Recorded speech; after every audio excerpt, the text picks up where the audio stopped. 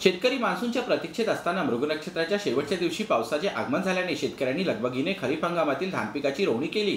मात्र आता अचानक पाऊस बेपत्ता झाल्याने पावसाअभावी शेतात टाकलेले धान पिकाच्या नर्सरी करपण्याच्या मार्गावर आहेत। गोंदिया जिल्ह्यात कडाक्याची ऊन तापत असून शेतकऱ्यांची चिंता आणखीनच वाढली आहे। तर पुढील 4 ते 5 दिवस पाऊस बरसला नाही तर शेतकऱ्यांवर दुबार पेरणीचे संकट ओढवणार असल्याची भीती शेतकऱ्यांना वाटत आहे। या जिल्ह्यामध्ये तलावाचा जिल्हा आहे, पण तलावाच्या जिल्ह्यामध्ये आता तलावामध्ये कुठेही पाणी आलेलं नाही। अशा परिस्थितीमध्ये शेतकरी इतका चिंतित पडलेला आहे की त्यांनी दोनदा आता तो पेरणी करण्याची पाळी आली आहे।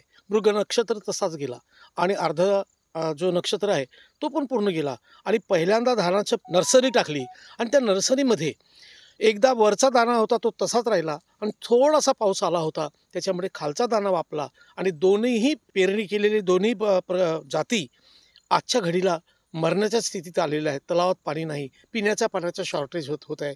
आता काय करावं, शेतकरी चिंतित पडलेला आहे। फार बिकट परिस्थिती आहे। आता दुबार पिकासाठी धान्य कुठून आणावं, बियाणं कुठून घ्यावं ही परिस्थिती आहे। सरकारला विनंती असेल की सीड्स मिळवून देण्यासाठी मदत करावी आणि त्याच्याशिवाय आता शेतकऱ्याला पर्याय नाही आणि म्हणून सरकार आमची मायबाप आहे।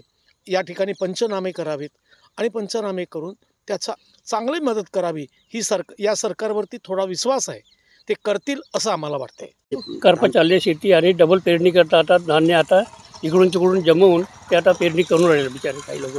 म्हणजे करपे लागूनच गेलं समजा आता उन्हाच्या ह्याच्यानं पाणीच नाही तर का करतील मग ते तो सहनच नाही करू शकणार पेरणी बी काही अंकुर निघाला तोही मरण पावला तो आता त्याच्याकरता काही सोबतच पाहिजे सरकारकडून।